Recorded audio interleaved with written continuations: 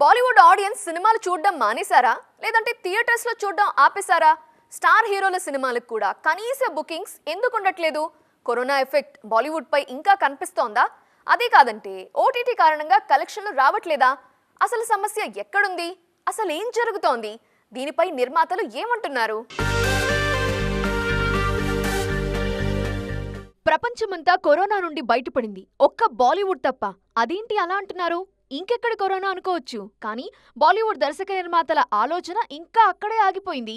Audience కూడా వాళ్ళకి తగ్గట్టుగానే ఆలోచిస్తున్నారు.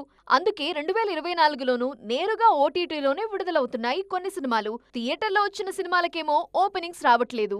మొన్నటికి మొన్న స్వాతంత్ర్యం నేపథ్యంలో తెరకెక్కిన ఏ వతన్ మేరే వతన్ సినిమా నేరుగా ఓటీటీలోనే వచ్చింది. సారా అలీ ఖాన్ తో పాటు చాలా మంది స్టార్ కాస్ట్ ఉన్నారు ఈ సినిమాలో.